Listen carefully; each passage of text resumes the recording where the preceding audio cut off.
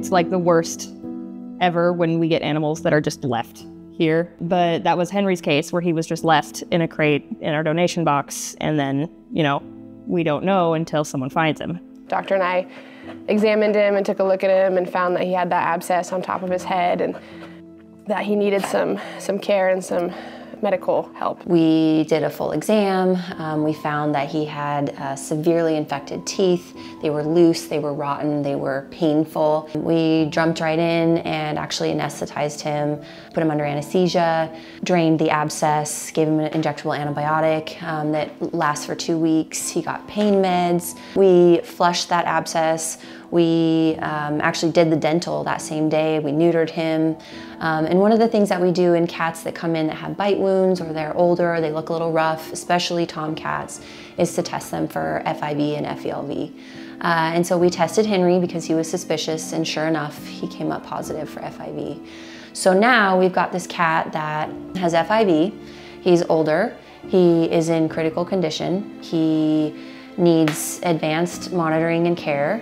We have a beautiful surgery clinic, thanks to, you know, grants and donations, but we have very limited resources, and we have to do what we can for that animal on a shoestring budget. We did all those things for him, and I mean, that's a lot. Several $1,000s worth of treatments and surgery. And then it was just up to Henry. It was up to him to fight. We see a lot of animals, and obviously, like, some of them go in and out pretty fast.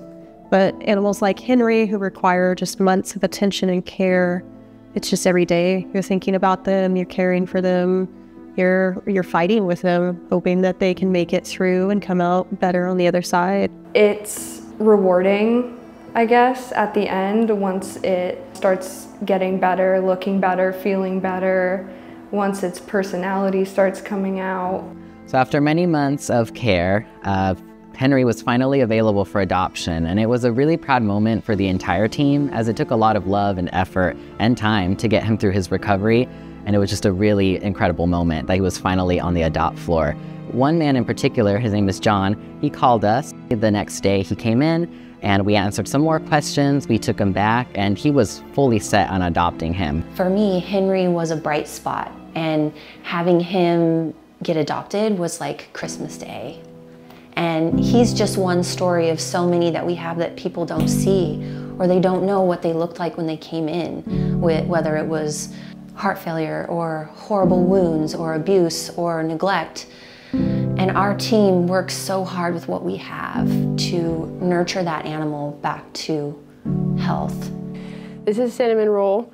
She was a stray dog that was brought to Blue Mountain Humane Society a couple of weeks ago. Nobody came looking for her, so she became ours and is now up for adoption. She had to have a auto transfusion where we had to go into her abdomen where she was internally bleeding to pull out blood that was just in her abdomen to put back in her IV. 380 mils of her own blood back into her, and she has recovered, obviously. She's doing fantastic. And that was a life-saving procedure that we did. Donations are what make these happy stories possible, like Cinnamon Roll here and like Henry. It's because donations fund more than just like medical procedures. They fund the ability for all of us to even just be here and to take care of these animals and give them all of the love and care that they need to live a happy life. We can't keep helping animals unless we can get help from the community. I think a lot of people think that we have this huge budget and that, you know, we should operate like a regular vet clinic, we should take in every animal. We just can't. We do the best with what we have, but we desperately need help. We can't keep helping animals like Henry without help from the community.